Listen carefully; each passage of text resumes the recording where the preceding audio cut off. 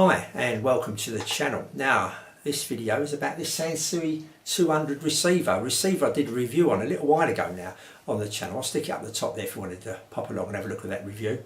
There it is. And at the time of doing that review, this had a noisy channel. One of the channels was noisy. I won't call it static. Static is a bit more spiky. It was a bit more like a white noise kind of thing. A bit like an hissing sound, a white noise kind of sound, something like that. You could explain maybe a bit like the sea or something like that, the shore, put the microphone near the shore, something like that. So that kind of, around that kind of area noise-wise. So not a normal kind of static popping noise you would get with a noisy transistor sometimes, that'd be straight away noisy transistor. I've done a few videos on that about picking out some popping noises, some crackling noises, all that kind of stuff. This was more like of a white noise, and it was reasonably loud on one channel where I actually cranked this up to about number 2 to actually eliminate it and have the music come through. And obviously I do go louder when I do the testing, depending if the neighbours are in and all that kind of stuff. So yeah, it was there. It was playing a little, bit of a nuisance, shall we say. So I wanted to come back to this and see if I can eliminate that noise. So I downloaded the circuit diagram, and as you can see, I'll stick the circuit diagram up on the screen now so you can see it. I could see that there was a few transistors that, names, shall we say, the 2SC458s and even the 2SC871s and 870s, they can be noisy transistors.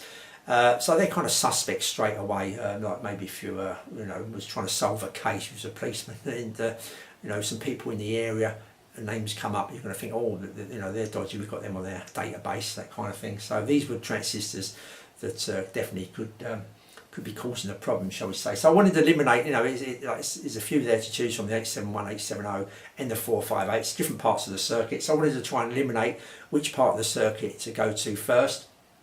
And the way I did that was quite straightforward really, is turn the amplifier on, have an old pair of headphones, pair of headphones or your speakers, it doesn't matter, but headphones are better, you're going to hear a lot clearer and be right up with the sound kind of thing. That's what I usually do, plug a pair of headphones in, turn it on. Volume on 0. And I put it on phono first. With the phono, that noise was there. So okay, the noise is there.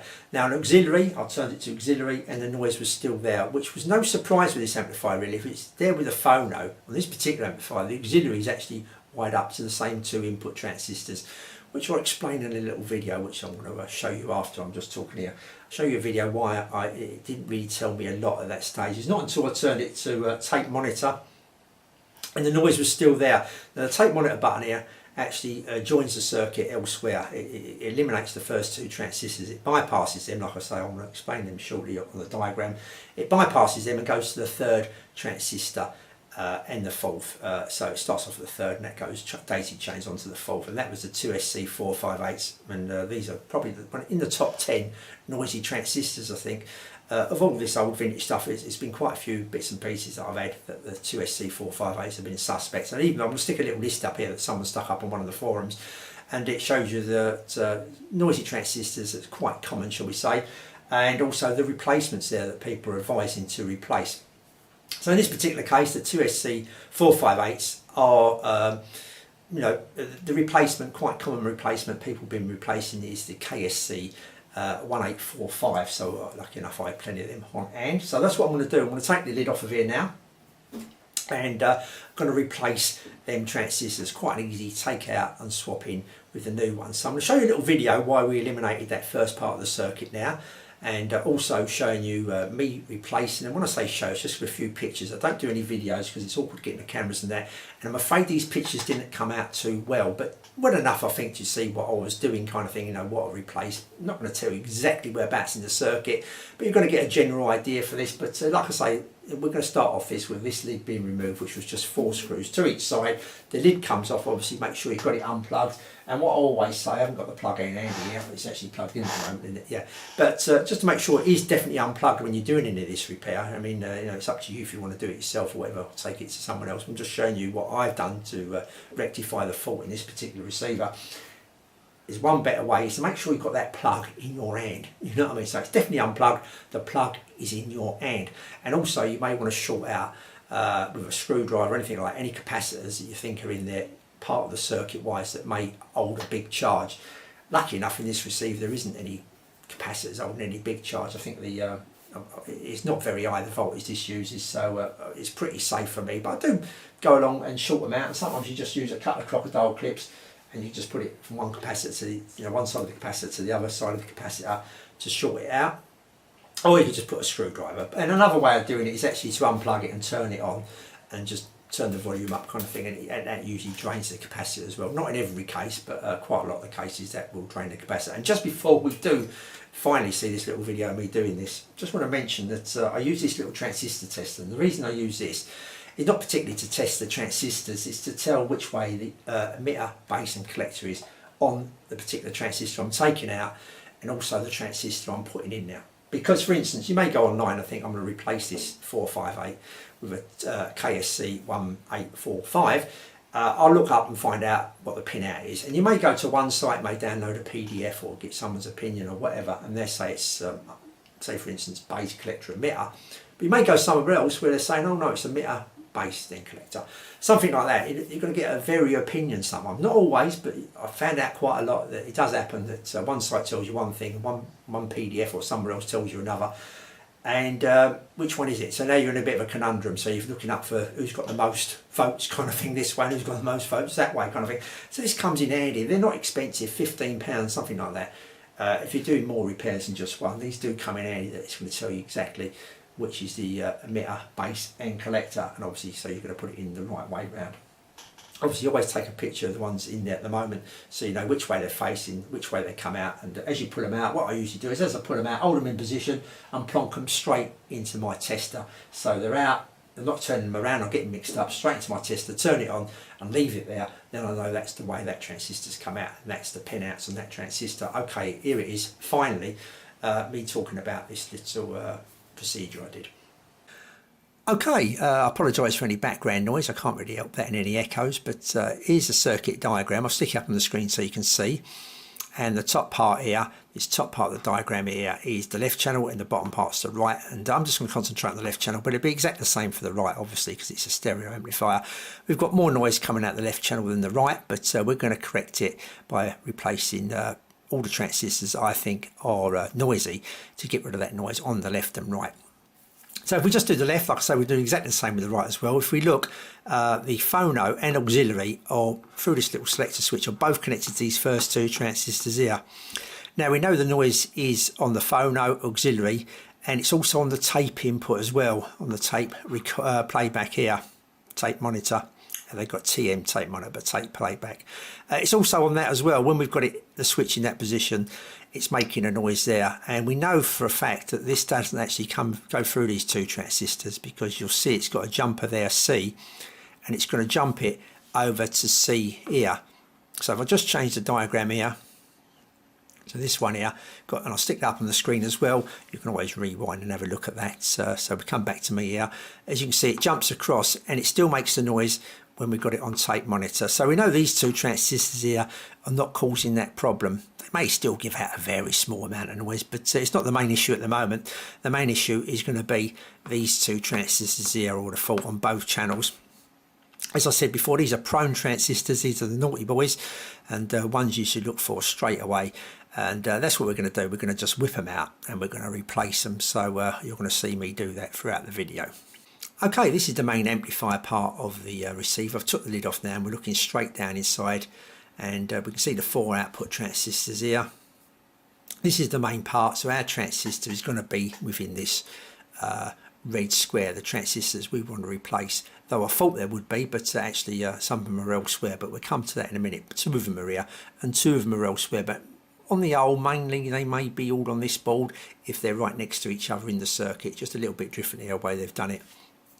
So in a normal circuit they would be pretty much, say, here and here. They'd be right next to each other normally if they're in a normal circuit, looking at that circuit diagram. But in fact in here, in this particular case, 2 of them are here and 2 of them are elsewhere, which I'll come to in a minute. So here they are. I've zoomed in a little bit. I'll show you that picture on the screen as well. This is transistor 801, 802, and these are the 2SC 458s, and there you can see them again with the arrows. So obviously I've got to flip this unit round and find these, and as you can see, this photograph I'm sticking up on the screen here, my camera picks up every molecule of dust It looks quite messy, but it's just all dust and everything else in there. But it's not very clean there, the joints anyway. But I'll just give them a little bit of a tidy up afterwards. But yeah, it's just all the flux and that moving around the board. So a little bit of alcohol after there, you know, after you've done your work, should clean it up. So, you know, going by looking at the other side here. Let's just stick this picture up here where they are. I'll flip the board over. I'm guessing a little bit. You can kind of like work it out roughly where they are. And they're one of these kind of joints here. They're one of these. And what I suggest is that if you get this solder braid that I use, let's just get it here, for instance. Bear with me, I've dropped it. If you get this solder braid that I use here, this is the braid I'm actually using. And just, I mean, obviously this is a lot bigger, this picture here, but just put it over. Maybe one or two of these, just one of them, and desolder it using this. You can use a solder pump. I just find it's much easier, this kind of solder braid. And you can, you know, as you undo one, you can probably feel the transistor moving. The part that should be come out should have a little bit of movement, more movement than it did as you're unsoldering it. If it doesn't, then you're probably in the wrong place. So it may be a little bit of trial and error, because if you look here, we've got 1, 2, 3. This transistor's obviously got 3 legs. You've got 3 joints there, 1, 2, 3 here, and 3 down the bottom. So it could be any one of them really, any 3 in a row. Anyway, after a little bit of mucking about and whatever, I found out it's actually these middle 3. If we've got 3 at the bottom here, actually it's about 5 actually at the bottom, but you've got 3 here and you've got them 3 at the top, but it's actually these 3 here.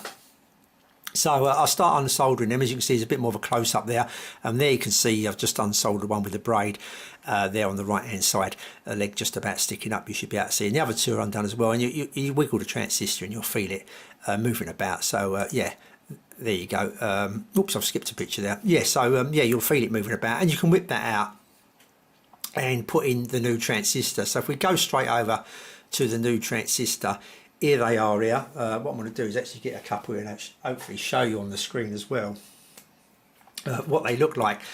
Here's the old transistor here, the 2SC458, and hopefully you can see this is the front of it. It's a bit of a weird kind of shape kind of transistor. I'm going to try and get a few angles here. Maybe you may be able to kind of see it.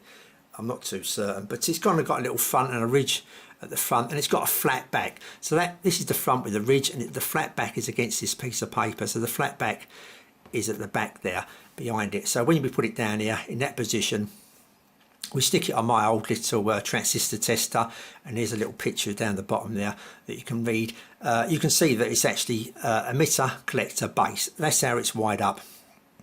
So obviously that's exactly how we want to put our new transistor in. Now what I did mention is make sure you take plenty of pictures before you take that old transistor out, that you can refer to, or just do a little diagram on a piece of paper so you know which way it's going to go back in the board. You want to replace it, emitter, collector, base, as they were on that board. You know, you don't want to suddenly turn it around the wrong way, otherwise it's not going to work, or maybe cause some more damage depending on whereabouts it is in the circuit. So make sure you get it the right way around. So before you take it out, make sure you take a picture of it, write it down so you've got evidence of which way it come out and which way they are. Now you may not have a meter to actually test which is emitter, collector, base, but here we go. This particular transistor here, that is it. You can go online and probably find this information out, but what I have found out is that sometimes online one person says it's one way and another person says it's the other, so you could get a little bit of contradiction there. So just something to bear in mind.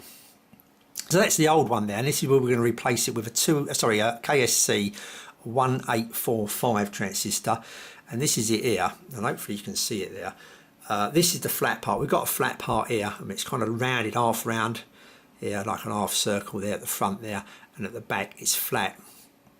So on this particular, as I put it down here, the half circle, the round bit, is actually touching the paper, and the flat part is at the front here, towards the front. So we'll call that the back is the flat part of this transistor, where the flat part of this transistor is on the back, where it's actually facing the front here, kind of thing. So this transistor goes in this way, so you just make sure you get it the right way round. I mean, if you've got one of these transistor testers, that's fine, you're not going to muck it up.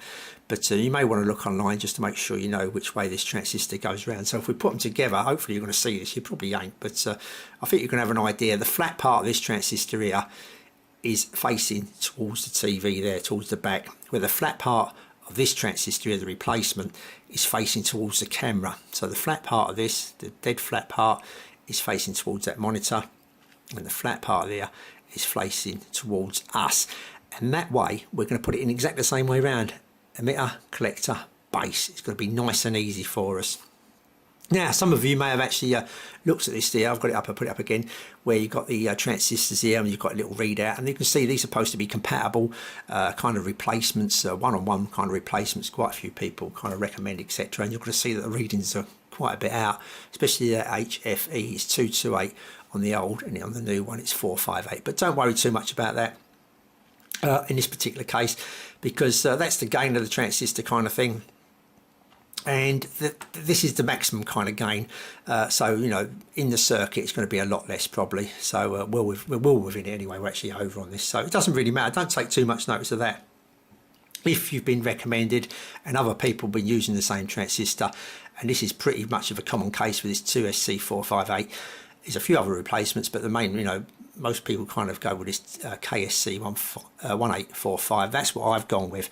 And obviously that's what I'm going to put in the circuit. So if we go back to these pictures, I've already replaced one here at the top here. You may be able to see that that's been replaced.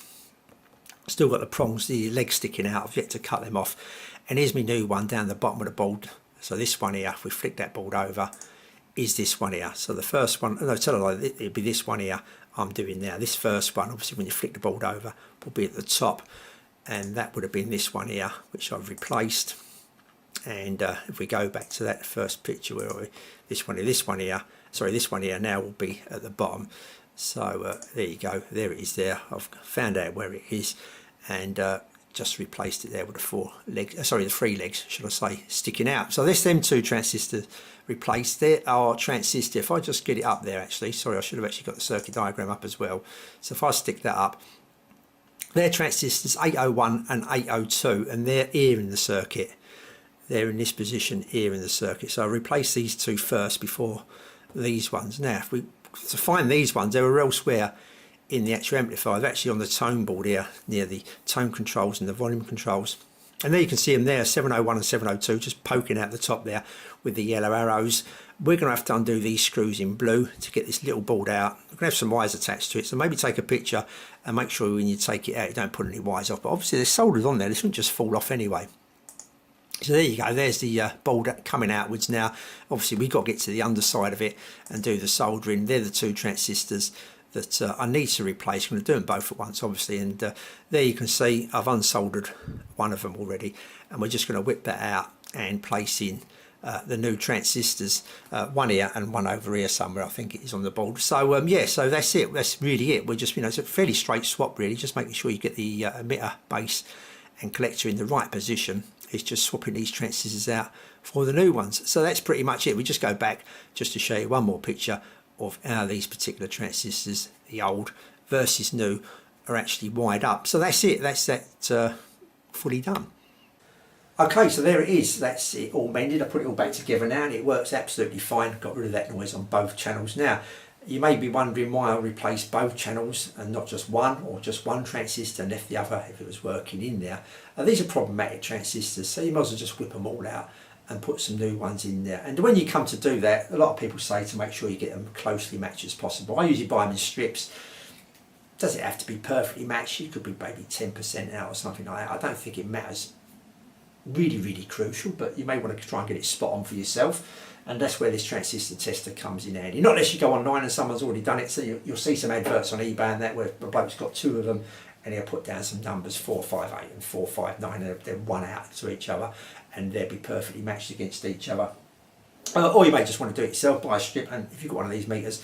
But then again, if you haven't got one of these meters and you just buy a strip or buy 4 of them online, I don't think it's going to matter that much. You're not going to be miles out, I don't think, and you're probably not going to hear any difference. But some people are a bit more fussy than others, obviously, all different things in life, and you may want to get it perfectly matched. And that's the reason, like I say, I've replaced both channels while I've had it all open, as well. And some people are going to turn around and say, well, you had it open, Mick, you might as well replace them old capacitors. They're 50 years old, they must be rubbish now, like, you know, I mean, they're no good. You might as well whip them out while you had it open, especially on the tone board and around the amplifier. You might as well just probably took the light out. And that's something I may do at another stage.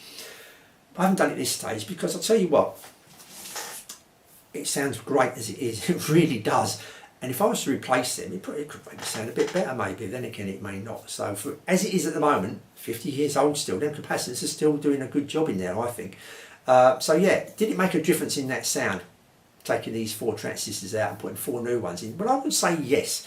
I definitely heard a difference here. And the reason I probably heard a difference here is if you could imagine, how can I explain this? If you had a load of high-rise blocks and you was taking a picture, it's a little bit foggy down the bottom of the base. Say this is the high-rise blocks. Down the bottom of the base of the blocks, there's a little bit of mist down the bottom of the blocks. So there you got the picture. You can see them okay. Just a little bit of mist at the bottom. So we're eliminating that mist, and now we're getting a right sharp, nice picture. So I think it definitely has increased, made that sound clearer and better than what it was. I've sat back and listened to this, and it's an impressive little receiver. It really is. For the money you're going to pay. Last one I think on eBay went for £33 bid up. Ridiculous. The bloke's just mugged someone there for £33. Fantastic little receiver. I'm going to come back later and in another video I'm going to put together what I think may be a system to look out for. It's not a system to look out for, just a budget system that I would recommend maybe. So that's the next video I'm probably going to do. Then I'm going to give a system that I'm actually using now, what I've been listening to for the last few days, etc. And what system's probably going to stick with me for a while. That's coming up videos. Anyway, until then, hopefully you got something out of this video as always, and this was definitely worth repairing and getting up and running again. Eliminate that noise. Obviously you may not have this receiver, but hopefully it's gives you an idea maybe how to look out, to do it, and also what kind of what faults that would translate to replacing the transistors, like that hissing, that kind of like hissing white noise kind of noise. Okay, thanks for watching, and I'll see you all soon.